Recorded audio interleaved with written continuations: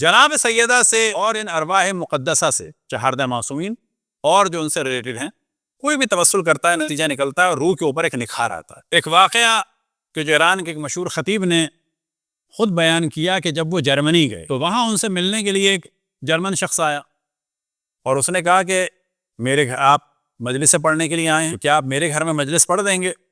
تو انہوں نے کہا کہ ہاں، لیکن میں پہلے بات کروں۔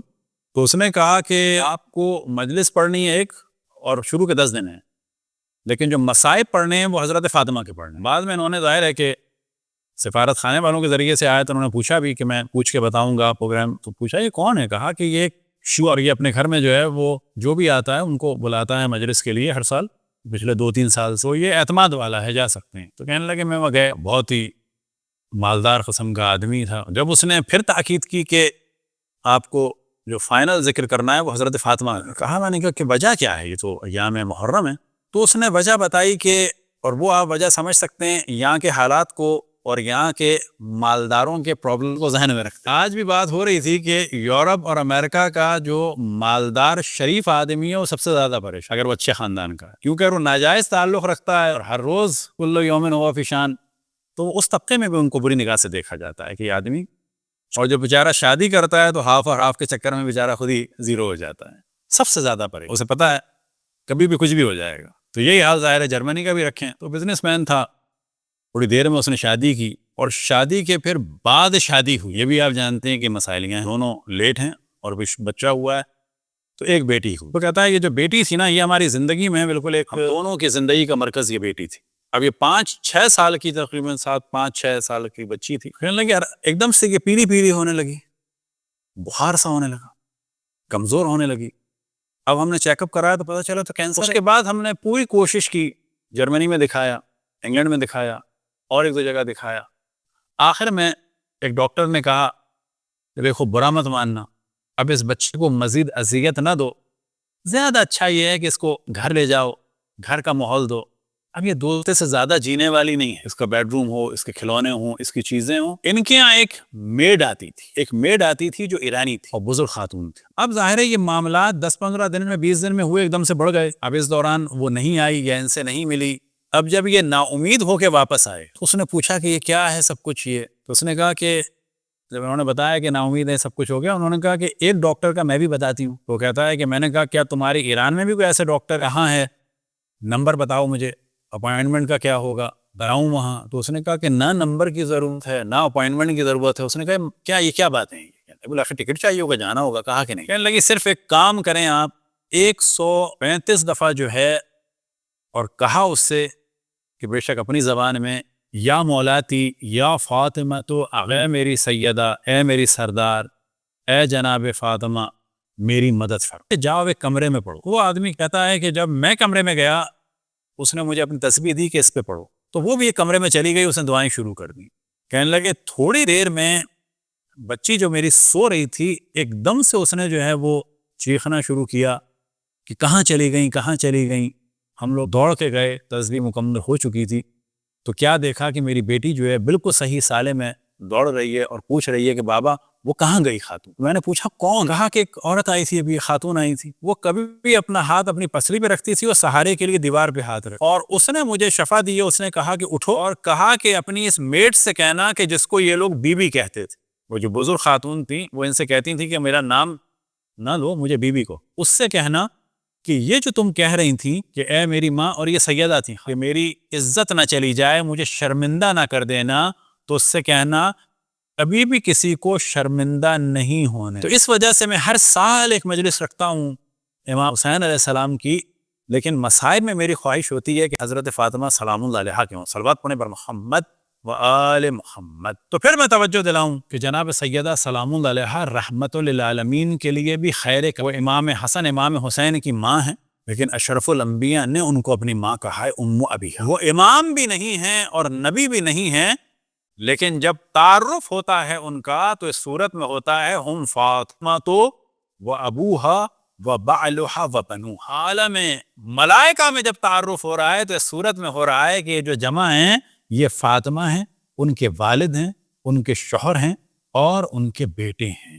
تو یہاں سے سمجھ جائیں کہ جناب سیدہ سلام اللہ علیہا کا کیا مقام ہے بارگاہ نبوت میں اور بارگاہ امامت میں. اور یہی وجہ ہے کہ امام حسن عسکری علیہ السلام ارشاد فرماتے ہیں نحن حجج اللہ علی العباد وجدتنا فاطمۃ الزہرا حجت اللہ علینا، کہ ہم اللہ کی جانب سے حجت ہیں تمام بندوں پر اور ہماری جدہ حضرت فاطمہ حجت ہیں ہم پر.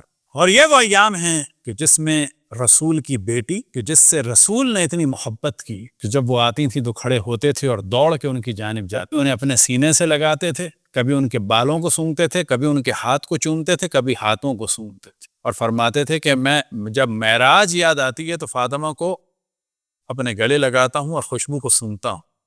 اور انہیں انتہائی اذیت ہوتی تھی جب کچھ حاسد قسم کی خواتین اشرف الانبیاء پر اعتراض کرتی تھیں اور انہیں حسد ہوتا تھا، بالکل ویسے ہی جیسے جناب زینب بنت جہش کے رکنے سے حسد. لیکن یہ بیٹی وہ بیٹی ہے کہ جو اشرف الانبیاء نے اپنی ماں، اور جناب سیدہ کے القاب میں سے ایک لقب ہے ریحانۃ الرسول، رسول کا پھول، کیونکہ سونگتے تھے وہ جناب سیدہ. اب آپ تصور کریں اشرف الانبیاء کو معراج میں جناب سیدہ کا نور ملا، جناب سیدہ کی جسمانی خلقت کی ابتدا بھی معراج سے ہوئی، اور ایک درخت کہ جس کی خوشبو اشرف الانبیاء کو یاد آتی تھی، جس پھل کی خوشبو یاد آتی تھی، اس پھل کو کھا کے جناب سیدہ کے جسم کی ابتدا ہوئی.